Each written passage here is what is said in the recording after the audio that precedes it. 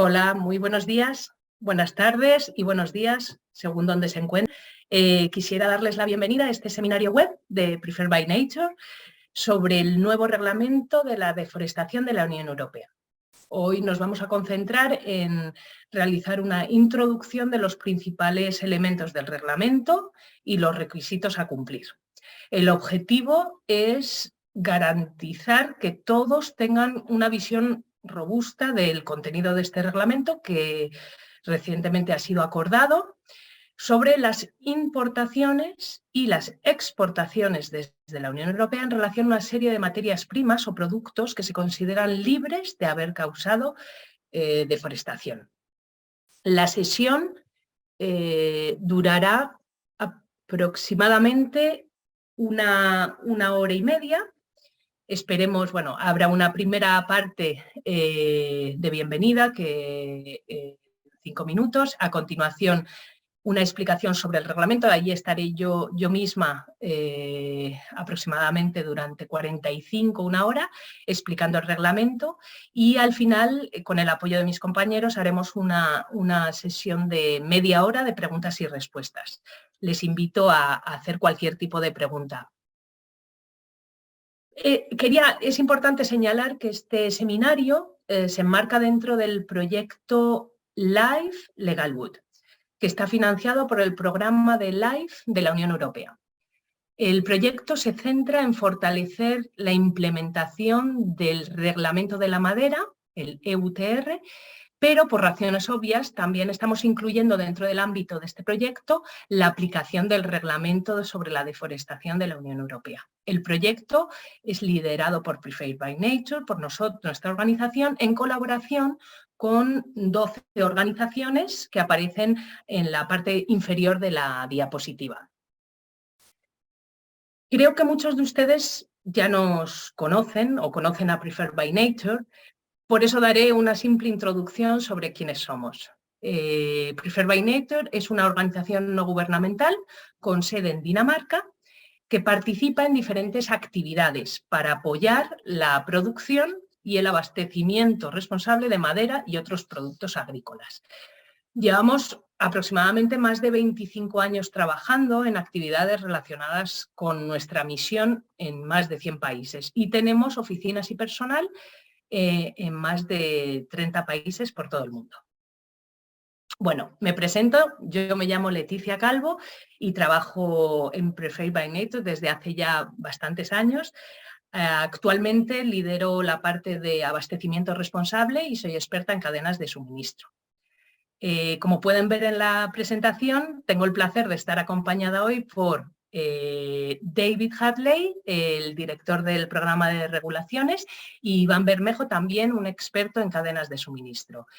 Ellos estarán apoyando en la parte de preguntas, pero detrás de nosotros hay mucha más gente, muchos expertos que trabajan en diferentes ámbitos, en diferentes cadenas de valor o productos y bueno, pues tenemos un equipo bastante amplio en lo que respecta a todas las materias primas o productos relacionados con el EUDR. Antes de empezar, alguna información práctica para evitar cualquier tipo de problemas en las conexiones o en cómo se va a desarrollar este seminario. Primero, si tienen algún problema técnico sobre Zoom, pónganse ya en contacto con Julie. Sé que algunos ya han tenido problemas con recibir el link, pero sí que es importante, si tienen algún problema, escribir directamente a Julie. Si es posible en inglés, si no, traduciremos. En general, el seminario se está grabando, como han podido ver a la llegada del seminario, y las presentaciones estarán disponibles después del seminario. Os enviaremos un mail con la presentación grabada y también con el PowerPoint. Con el PowerPoint estará disponible en ese mail. Lo que sí que no estará publicado serán todas las preguntas y comentarios que se realicen durante el seminario. Esta parte no se hará pública. En general, pues como han podido comprobar, están todos en modo escucha, es decir, que la única que va a hablar en esta primera hora soy yo. Y les invito a hacer todo tipo de preguntas, como a través de la función de preguntas y respuestas. Nosotros al final de la sesión intentaremos recopilar todas las preguntas más relevantes para poderlas explicar oralmente. Sin embargo, también intentaremos responder en la misma parte de preguntas y respuestas todas las preguntas posibles por escrito, ¿vale? Habrá preguntas que se contesten por escrito y a lo mejor también comentadas a nivel oral. Esperemos abarcar lo máximo, pero bueno, ahí lo que podremos. Como ven, aquí os he puesto el donde encontrar la opción, digamos, de preguntas y respuestas. Por acabar, y creo que vamos a empezar rápido, pero quería mostraros algunos de los resultados del proyecto LIFE que están relacionados con el reglamento de la deforestación. Hemos creado una página web, eutr.info, que mi compañera están poniendo en el chat. Las páginas, los links de estas páginas. Por favor, el chat solo será para enviar este tipo de información de links. Las preguntas serán directamente en preguntas y respuestas. El chat es solo para enviaros los links que os estoy mostrando ahora en la pantalla. Entonces, bueno, tenemos este sitio web donde estamos almacenando muchísima información, diferentes seminarios que hemos ido realizando. Os invito a entrar y buscar otros seminarios, diferentes temáticas. También hemos desarrollado y mejorado el Sourcing Hub. El Sourcing Hub es una herramienta, es una base de datos donde podemos encontrar información sobre los riesgos de diferentes países y diferentes productos. Y por último, si quieren apuntarse a recibir actualizaciones en vuestro email, pues está suscribiros al boletín de noticias del Sourcing Hub.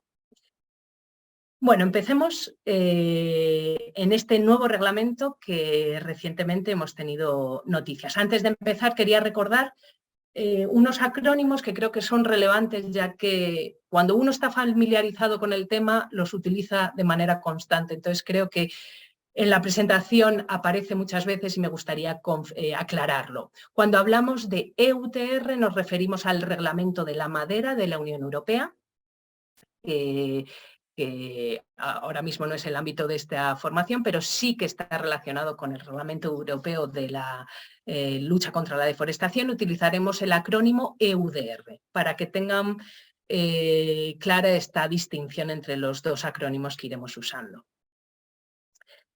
La propuesta original de este reglamento fue publicada en noviembre del 2021. Fue publicada por la Comisión Europea. Dentro de ese texto, como aparece ahí en la pantalla, reconoce que la Unión Europea es una región importante consumidora de materias primas con riesgos vinculados al bosque. Y existe en general una gran preocupación sobre la deforestación y la degradación de los bosques que está agravando el cambio climático y la pérdida de biodiversidad. Este reglamento forma también parte del Pacto Verde Europeo, del European Green Deal, para reducir su contribución a la deforestación. Entonces, el objetivo de la Unión Europea es imponer una serie de requisitos, como pueden ver en la pantalla, para minimizar el consumo y aumentar la demanda de productos que se denominan libres de haber causado deforestación. Todavía no tenemos el texto último traducido, por eso estoy utilizando una serie de palabras libres de haber causado deforestación. No sabremos cómo será al final, pero bueno, en inglés es deforestation free.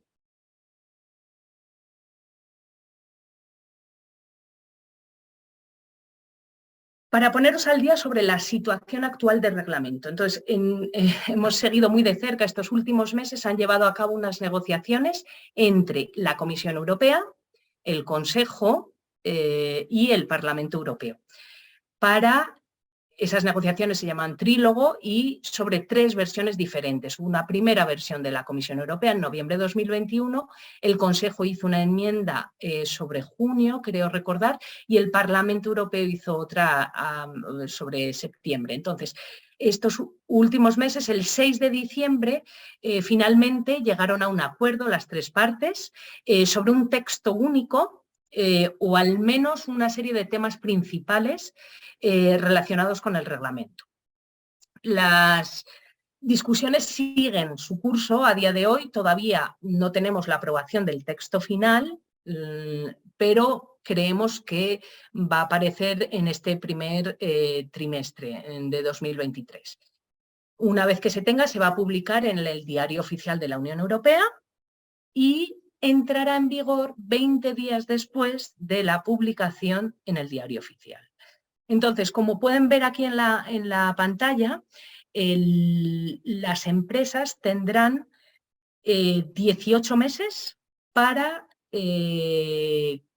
cumplir con todos los requisitos del reglamento desde la fecha de entrada en vigor. En principio eso es lo que se ha acordado en el texto, 18 meses. Y las pequeñas y medianas empresas, microempresas, tendrán hasta 24. ¿Cómo se define microempresa o pequeña empresa? Según la Directiva 2013/34, en el que una pequeña empresa no debe superar al menos 2 de los siguientes criterios que os voy a comentar.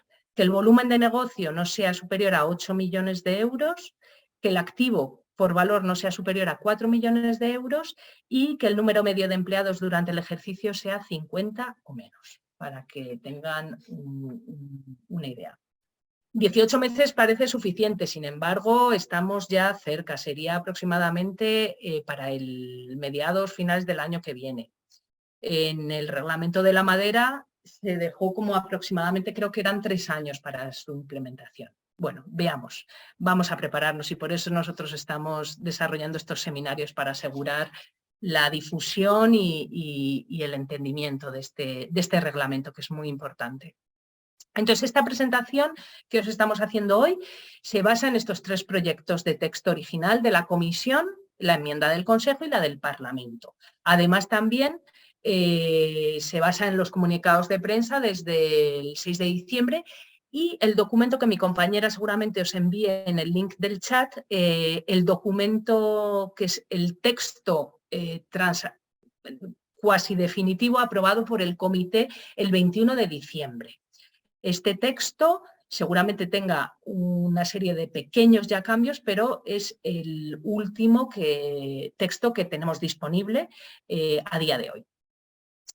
Muchos de vosotros que ya estáis involucrados o habéis tenido una relación con el reglamento de la madera, os preguntaréis, ¿qué pasará con el reglamento de la madera? Pues efectivamente, el reglamento de la deforestación de la Unión Europea va a sustituir al reglamento de la madera, al EUTR, que solo aborda temas de madera. Este nuevo reglamento amplía el número de productos a incluir. Hay una similitud en una serie de aspectos, como son la diligencia debida, las obligaciones de las empresas, pero hay unas diferencias bastante importantes. Algunas de ellas las iré recalcando en esta presentación para que tomen nota.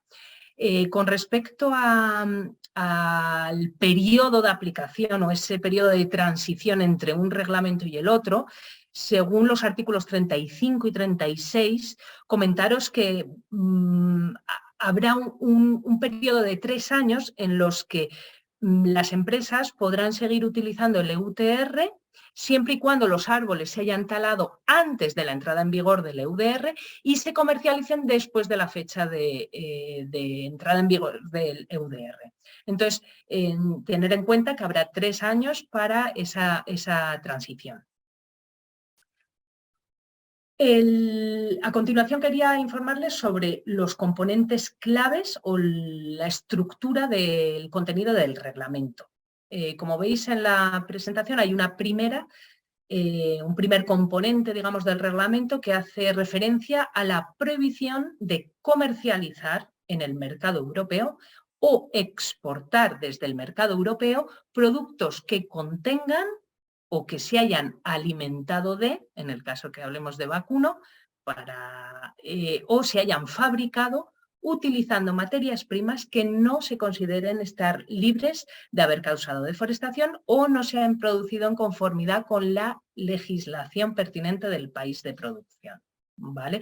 Ese es un primer componente clave. Un segundo es que hay un requisito para toda aquella empresa, tiene que ejercer la diligencia debida. Lo vamos a ver con más detalle qué tipo de empresa lo necesita hacer, pero hay una obligación de ejercer una diligencia debida en las cadenas de suministro para garantizar que cualquier riesgo de haber causado deforestación o cualquier riesgo de haber producido esa materia no cumpliendo la legislación del país sea bajo o lo que denominamos despreciable, ¿vale? Entonces, es muy importante entender que va a haber un requisito para las empresas. Y el tercer punto, el reglamento también impone a los Estados miembros que es una serie de obligaciones para garantizar que se cumpla y se aplique correctamente el reglamento en todos los Estados miembros de manera homogénea. Y finalmente, el reglamento incluye un nuevo aspecto que es completamente novedoso para todos, es el sistema de información. Que volveremos más tarde en ello, pero bueno, principalmente en la presentación de hoy nos vamos a concentrar en el punto 1 y en el 2.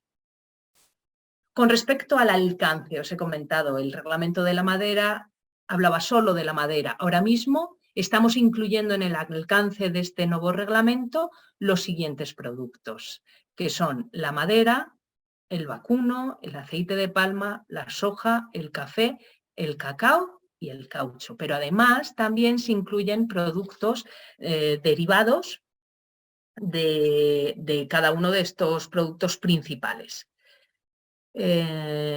Derivados como pueden ser el cuero, el chocolate o el papel impreso o el carbón. La Unión Europea considera que estos productos son muy relevantes, importantes y tienen un impacto muy fuerte en relación a los riesgos de deforestación y de degradación forestal en el mundo. Dentro de cada materia prima o grupo de productos, el reglamento define qué productos están sujetos al reglamento o no en función de los códigos aduaneros. Esto es un punto clave. Existirá en el reglamento, ya lo hay, pero bueno, en principio tendremos que esperar a la última versión para estar seguros, un anexo en el que aparezcan todos los códigos aduaneros para los cuales este reglamento va a aplicar. Por defecto, significa que si una materia prima se importa o se exporta bajo otro código aduanero que no aparezca en el anexo, está completamente exento de aplicar este reglamento, ¿vale? O sea que el código aduanero es clave a la hora de implementar el reglamento de la madera. Bueno, en el caso del vacuno, tenemos el ganado vivo, la carne, los cueros. Como ven, hemos definido cada uno de los productos o subproductos que concierne este reglamento. En el caso del cacao, los granos de cacao, las cáscaras, la pasta, la manteca, el cacao en polvo, pero también el chocolate sería un derivado importante a tomar en cuenta. Con respecto al café, se incluiría el café tostado o descafeinado, pero también pues, las cáscaras y los sucedáneos de café que contienen café. Para la soja, las habas, la harina, el aceite de soja y sus fracciones y las tortas de aceite y otros residuos sólidos. Y finalmente, en esta diapositiva incluimos el aceite de palma, sus fracciones, las nueces, el aceite crudo y tortas de aceite y otros derivados químicos que han sido añadidos recientemente. Este es un pequeño cambio en estas negociaciones que podrían ser usados en el sector farmacéutico. Con respecto a la madera, tomen nota los que les aplicaría, el alcance de los productos se está expandiendo más allá de lo que venía incluido en el reglamento de la madera. En general son los productos que contengan papel, cartón, fibra o madera, pero se añaden productos como materiales impresos, productos de carbón vegetal, herramientas lana o harina de madera, ataúdes o todo tipo de asientos y sillas, que eran algunos productos que no estaban incluidos en el reglamento de la madera. Entonces es un punto esencial para tomar nota. Parece que la Unión Europea ha revisado las preocupaciones lanzadas por ciertas organizaciones con respecto a algunos asuntos. Y finalmente, en esta última versión se ha incluido, a diferencia de lo que ponía en la primera de la Comisión Europea, se ha incluido el caucho, Bea brasiliensis, el caucho natural, pero también diversas formas del caucho procesado, desde neumáticos, guantes y otros artículos de caucho. Entonces, esto sería la parte del alcance y de un poco la descripción de los productos incluidos. Ahora vamos con la parte de los actores. Hemos definido, o la regulación define, existen 4 actores principales. Empecemos por la Comisión Europea. La Comisión Europea es la que define este reglamento y va a ser la encargada de los posteriores reglamentos de aplicación y documentos de orientación que van a salir a la luz. Ellos son los responsables. También son los responsables de garantizar que los Estados miembros cumplan sus obligaciones y coordinar el intercambio de información entre los Estados miembros. Y, lógicamente, también son los encargados de desarrollar este sistema de información que os comentaba, interfaz para la base de datos aduanera. En segundo lugar están los Estados miembros, las que denominamos autoridades competentes. Pues cada uno de los 27 Estados miembros también tienen un papel importante en este reglamento. Cada Estado miembro va a tener que asignar una o varias autoridades competentes que serán las responsables de la aplicación de este reglamento. Ellos son los responsables de realizar los controles a los operadores, que vamos a ver a continuación, y elaborar normas más detalladas en la legislación del Estado miembro sobre las sanciones y la aplicación de este reglamento. Un cambio relevante con respecto al reglamento de la madera es la aparición de la autoridad aduanera. Las autoridades aduaneras tendrán un papel muchísimo más activo o importante en el apoyo de esta implementación y estarán validando, controlarán las declaraciones que se hagan de la materia prima antes de entrar, que entre en el mercado o que salga del mercado una serie de los productos que están incluidos dentro de este reglamento. Con respecto al último actor importante es la industria. Aquí vamos a diferenciar 2 tipos de actores, los operadores y los comerciantes, que tendrán esas 2 obligaciones, obligación de diligencia debida y prohibir la entrada en el mercado o de introducir o de exportar productos. Quisiera aclarar, antes de seguir, como os comentaba, todavía no tenemos el texto final en español traducido. Luego, para esta presentación hemos decidido utilizar el término de operador en vez de agente. Agente es el término que se utilizaba similar tiene más o menos el mismo significado, pero en el reglamento de la madera se utilizaba el concepto de agente. En este caso hemos querido acercarlo más al término inglés. Entonces estaremos hablando de operador, pero para los que estéis familiarizados con el reglamento de la madera sería como el agente, ¿vale? Entonces aquí explicaros cuáles son la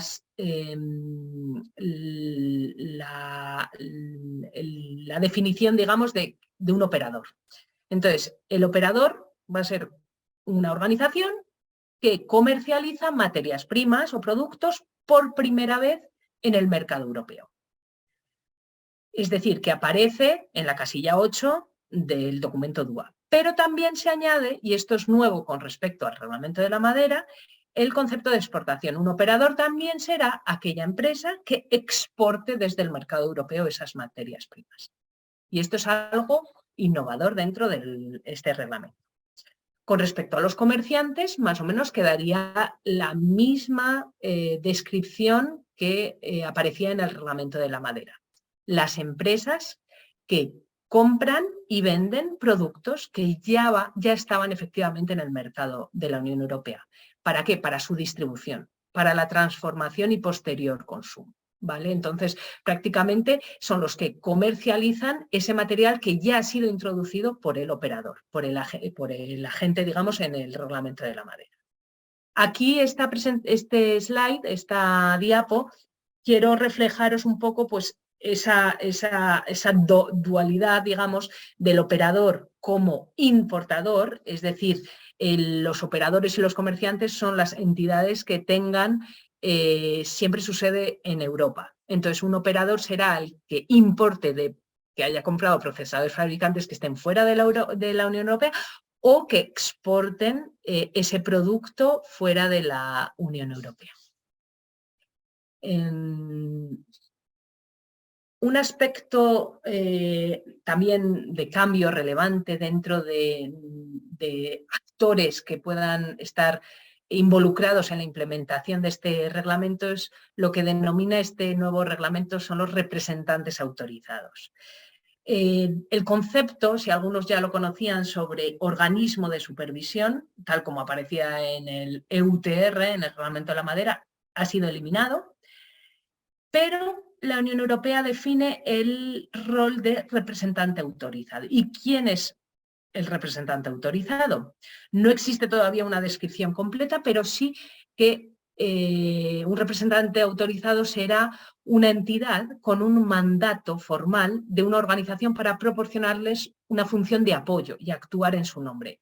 Esta figura jurídica aparece en otros reglamentos y directivas de la Unión Europea. Luego han querido como asemejar un poco las líneas de actuación. Entonces, en este caso, en el reglamento de la deforestación, el mandato será a presentar, o sea, esos representantes autorizados podrán ayudar a las empresas a presentar esas declaraciones de diligencia debida en nombre del operador, ¿vale? O del comerciante. También es posible que pueda asumir aspectos de realizar la diligencia debida en nombre del operador, pero todavía no lo tenemos claro. Sin embargo, es muy importante destacar que el operador siempre va a conservar la responsabilidad legal de este reglamento, ¿vale? Aunque el representante autorizado trabaje, facilite esa puesta de declaración de diligencia debida, la responsabilidad última sería la del operador. Vamos a entrar un poco más en el detalle en lo que respecta a las obligaciones tanto de los operadores como de los comerciantes. Empecemos por las obligaciones de los operadores. ¿Por qué? Porque es a los que les recae la mayor responsabilidad de este reglamento, les recae a lo que denominamos los operadores.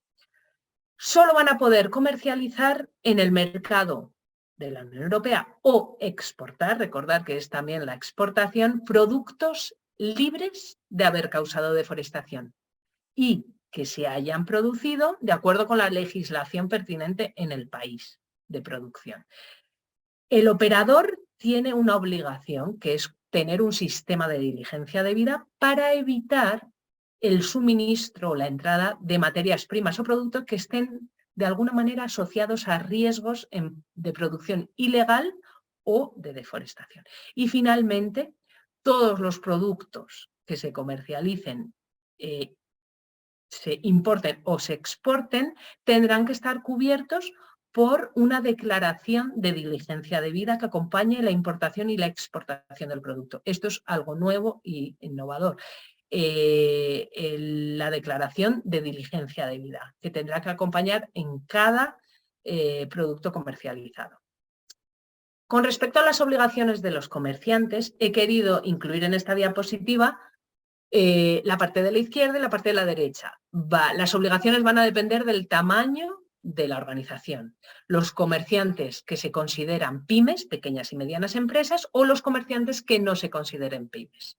En el caso, si vamos a la izquierda, lo más simple, comerciantes que se consideran pymes, lo que tendrán que hacer, están obligados a recopilar y mantener información sobre sus clientes y sus proveedores. Aquí hay algo novedoso con respecto al reglamento de la madera. Tendrán que incluir los números de referencia de las declaraciones que os comentaba antes, las declaraciones de diligencia debida asociadas a los productos que se está comercializando. Esa información la tienen que mantener mínimo 5 años y en el caso de que estén controlados o haya una petición con respecto a las autoridades competentes lo pidan, tendrán que proporcionar esa información. En el caso de los comerciantes que no se consideren pymes, deberán cumplir los mismos requisitos que los operadores que os he comentado antes. Es decir, que tendrán que desarrollar un sistema de diligencia debida y asegurar que todas las materias primas no tienen riesgo tanto legal como de deforestación. ¿Cómo sé yo si soy una empresa pyme, pequeña y mediana empresa? Pues todas las, como os comentaba antes, la directiva 2013/34, el tamaño para las no pymes tendrá que superar al menos 2 de los 3 comentarios de los 3 categorías que os voy a comentar. El volumen de negocio neto es de 40 millones de euros, activos de 20 millones de euros y el número medio de empleados durante el ejercicio 250. ¿Vale? Entonces, sí que es importante revisar esa directiva y asegurar si uno está incluido o no dentro de pequeña, mediana empresa o grande. Es muy importante, artículo 3 del reglamento, requiere que todos los productos tengan que estar libres de haber causado deforestación. Pero ¿esto cómo se define? Esto es algo clave a la hora de implementar este reglamento. Es importante ver cada una de las definiciones, ya que va a ser una consecuente con el comercio, digamos, que se van a realizar. Bueno, pues el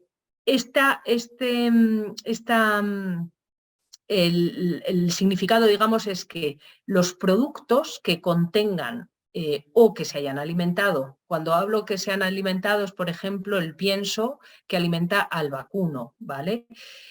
O que se haya fabricado, esas materias primas no se hayan producido en tierras que hayan sido objeto de deforestación después del 31 de diciembre de 2020. Es decir, tenemos ya una fecha, hay una fecha límite. El 31 de diciembre de 2020 nos va a ayudar a identificar si existe o no deforestación en la producción de ese material. Cabe señalar que deforestación, se utiliza la definición de FAO, que es la conversión de bosque para uso agrícola, ya sea inducido por el hombre o no. ¿Vale? En el caso de los productos de madera, además de no haber causado deforestación, la madera tiene que haber sido aprovechada sin haber causado degradación forestal después del 31 de diciembre del 2020. ¿Vale? Entonces se le añade a los productos de madera asegurar que no ha habido una degradación forestal. Y os preguntaréis, ¿y qué es la degradación forestal? Pues según en la última versión del texto, esperemos que no haya más cambios, pero la última versión del texto, porque hubo mucho debate con respecto a esta definición, ya que cada una de las partes lo veía de una manera, la Comisión, el Consejo y el Parlamento, pero parece que ya tenemos la última, esperemos que se mantenga. La definición son los cambios estructurales de la cubierta forestal en forma de conversión de bosques primarios o bosques regenerados naturalmente en plantación forestal o en otros terrenos forestales, o la conversión de bosques primarios en bosques plantados. Cabe señalar que todas las palabras que aparecen en esta diapositiva que son en verde son definiciones de la FAO. Y todo eso aparece en el texto, que os habrán enviado el link. Entonces es importante revisar todas esas definiciones para entender bien si la degradación forestal afecta o no a la propia producción, en el caso de la madera. Recordar cambios estructurales en la cubierta forestal. Además de la deforestación, pues como pasaba en el reglamento de la madera, tenemos que asegurar los requisitos legales, es decir, hablamos que las materias primas se hayan producido legalmente. ¿Y qué es legalmente? Pues la legalidad se define como la legislación pertinente en el país de producción. Luego, si yo compro a Colombia, pues tendré que ver cuáles son las leyes en Colombia para producir café para asegurar que se cumple esa legislación en lo que es la producción. Es muy difícil, como pasa con otros reglamentos, la Unión Europea evita ser muy prescriptiva en el tema de las leyes o incluir leyes específicas, y lo que hace es incluir amplias categorías de la legislación, y son las que aparecen finalmente en el texto último que tenemos acceso, aparecen estas grandes categorías. Aquí, importante, nota para las empresas relacionadas con la madera, hay una diferencia importante con respecto a lo que venía incluido en el reglamento de la madera. Se ha fortalecido en gran medida la parte social, es decir, se han añadido derechos laborales, se han añadido derechos humanos protegidos por los derechos internacionales y se ha añadido el principio de consentimiento libre previo informado, que está incluido en la Declaración de Naciones Unidas sobre los derechos de los pueblos indígenas. Esto es un cambio relevante dentro del reglamento y creo que cabe mención a decirlo, hay que trabajar para aquellas empresas que tienen que hacer la transición a este nuevo reglamento, asegurar que estas leyes sean cumplidas en el origen. Simplemente para resumir, existe una ligera diferencia entre cuáles son los requisitos para los productos, llamémosle agrícolas, y los productos y la madera. Todos los productos en general deben producirse en conformidad con la legislación pertinente en el país y que no hayan sido y que se produzcan en tierras que no han sido deforestadas después del 31 de diciembre del 2020. Además, en los productos de madera deben ser aprovechados de conformidad con la legislación y no haber contribuido a la degradación forestal después del 31 de diciembre. Sigamos con los requisitos de diligencia debida. Como veíais, los operadores tienen la obligación de ejercer la diligencia debida. En términos generales, el concepto es muy similar al reglamento de la madera. Antes de comercializar o de importar o exportar un producto, los operadores tienen que ejercer esa diligencia debida. Existen algunos cambios, pero bueno, en general, además, durante esa diligencia debida tendrán que presentar una declaración de diligencia debida a través de un sistema de información en línea. Eso se tiene que hacer con anterioridad a la comercialización. Entonces, para mí esa declaración de diligencia debida lo que nos va a proporcionar es una garantía de que el operador ha comprado ese producto y ese producto tiene un riesgo despreciable, bajo o despreciable en relación al incumplimiento legal o a estar libre de haber causado deforestación. Luego, sí que es importante el asegurar que antes de comercializar tener esa declaración. Leticia? Esa declaración, sí. We just lost you for maybe the last minute, so maybe you can repeat the last minute. Okay, sorry. I think you're back now. Okay. Thanks. Entonces estaba con las obligaciones de la diligencia debida. La diligencia debida, las empresas van a tener que implementar un sistema de diligencia debida, que lo vamos a ver más adelante cuáles son los pasos principales. Y además, antes de cualquier compra, importación o exportación, incluir una declaración de diligencia debida que se pondrá a disposición de las autoridades a través de un sistema de información en línea.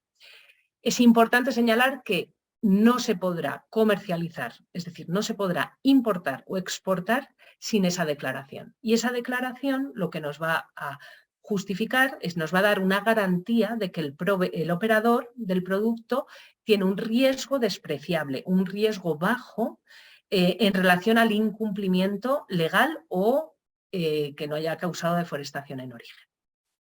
Esta declaración de diligencia debida, os doy algunos datos, según aparece en el artículo 4, que lo podéis ver, aparecerá el nombre del operador, los códigos aduaneros y la cantidad de materia prima, el país de producción y la geolocalización de todas las parcelas de donde se han producido y la declaración de que está conforme con las disposiciones del reglamento y que no se encontró ningún riesgo en la cadena de suministro.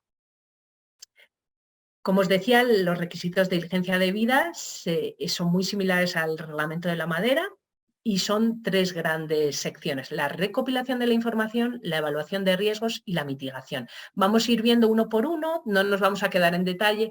Más adelante haremos más formaciones para ahondar en estos puntos, pero en principio la primera parte, que es la recopilación de la información, es importante asegurar que todos los operadores tendrán que recopilar información, documentos y datos para demostrar que las materias primas estén libres de haber causado deforestación y que se hayan producido en conformidad con la legislación, ¿vale? Entonces, en general, el propósito de por qué vamos a recopilar esta información es para nutrir el siguiente paso, que es la evaluación de riesgos. Lo que nos va a ayudar es entender si existen riesgos o no.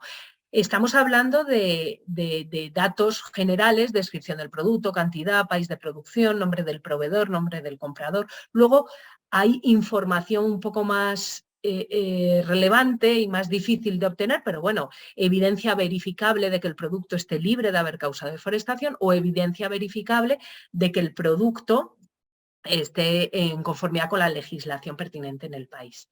A esto se añade un punto relevante que cambia completamente con respecto al reglamento de la madera, que es, aparece en el artículo 9, sobre la inclusión de la geolocalización de las parcelas y el rango o, digamos, el periodo, fecha de producción del producto específico. Esto creo que es algo relevante, es un desafío. Esto aplicaría para todas las cadenas de suministro, sea o no de un país de alto riesgo o bajo riesgo, eso lo vamos a ver más adelante.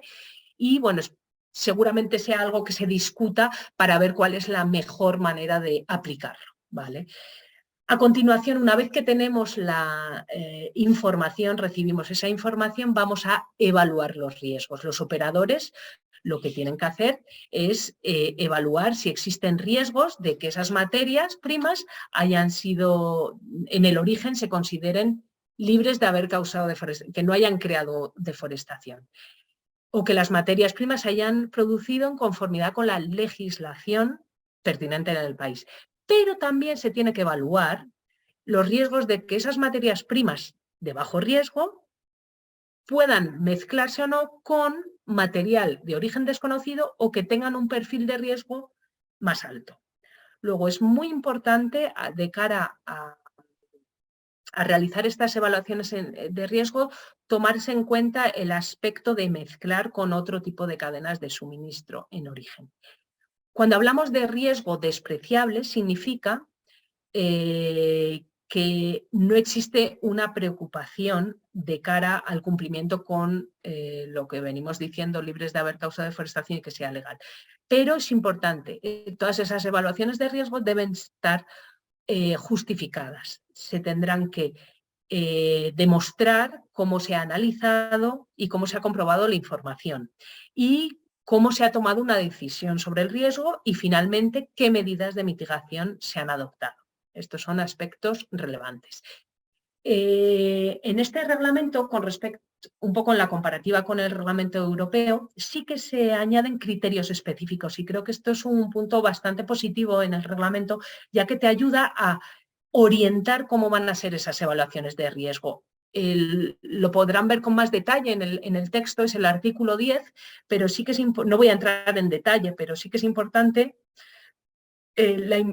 tomar en cuenta a la hora de hacer esos análisis de riesgo, esas evaluaciones de riesgo, la existencia o no de deforestación y degradación en la zona, en la región en concreto o en el país, o la complejidad de esa cadena de suministro, o las preocupaciones con respecto a la corrupción o falsificación de documentos.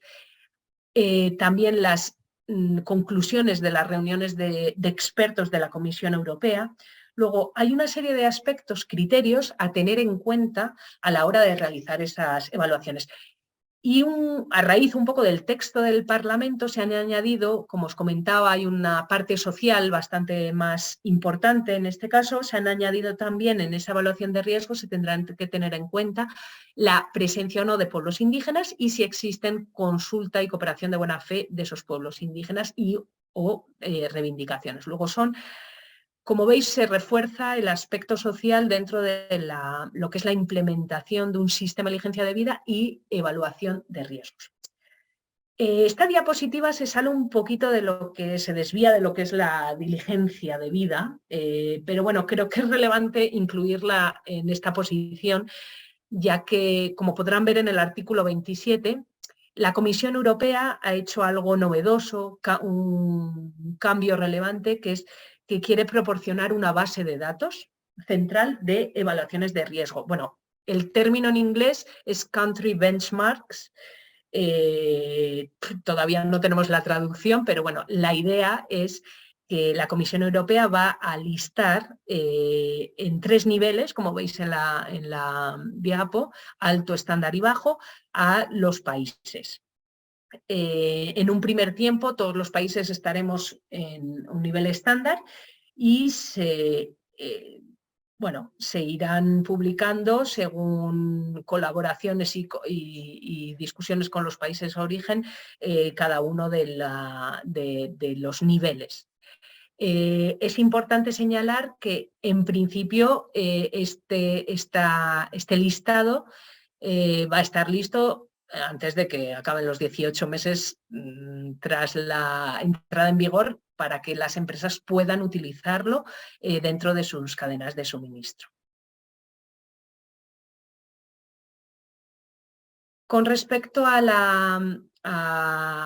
volviendo a la diligencia de vida, por eso os comentaba esta descripción de 3 niveles de empresas, de riesgos por país, porque en el caso de que materias primas provengan de un país que se haya definido como de bajo riesgo por la Comisión Europea, se podrá llevar a cabo una diligencia de vida simplificada. ¿Qué significa esto?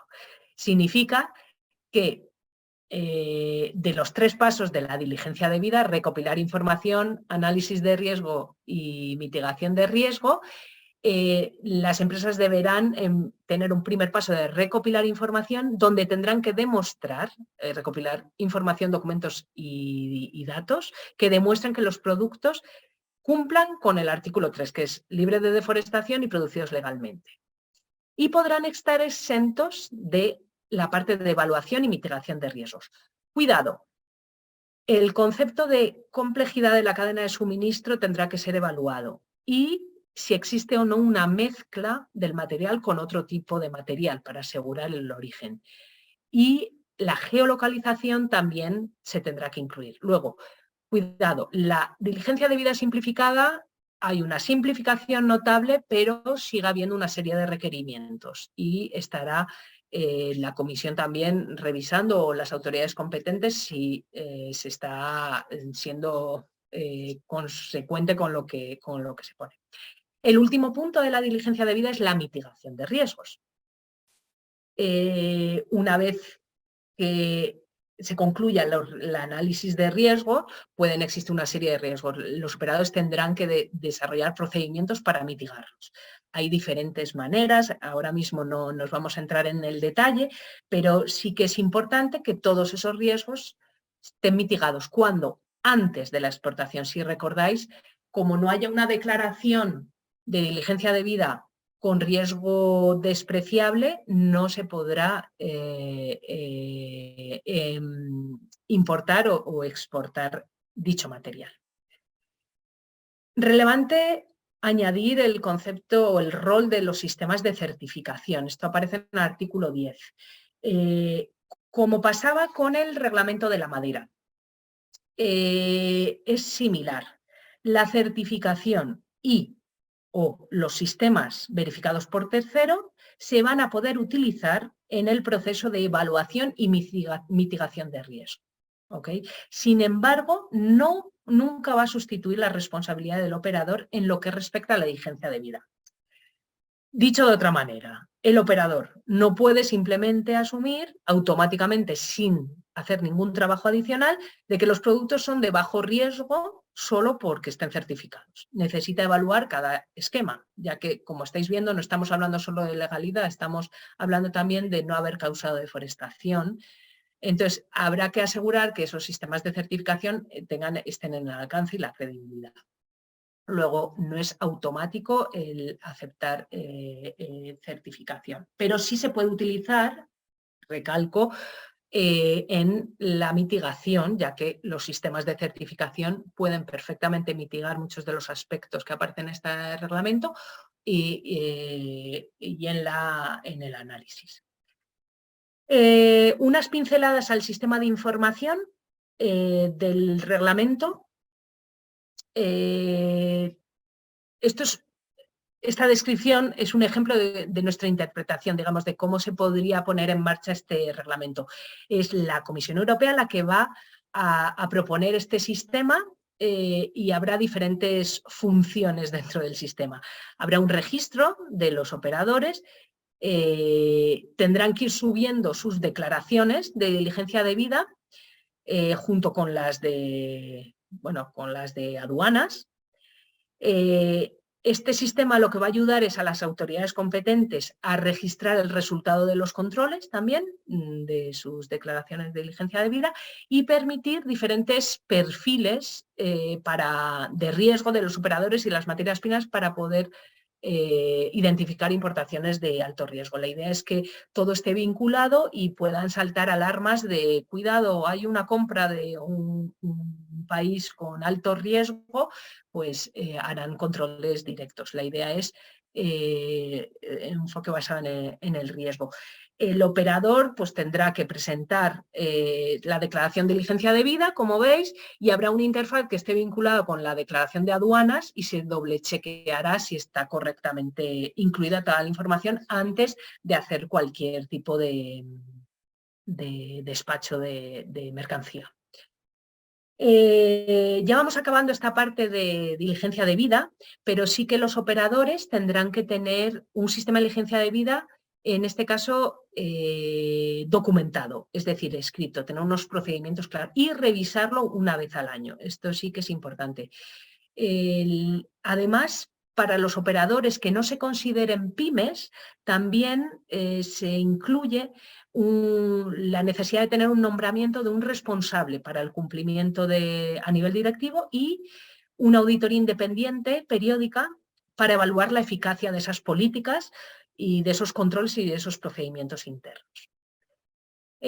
Como último, la parte de informes públicos. Esto también es novedoso con respecto al reglamento de la madera.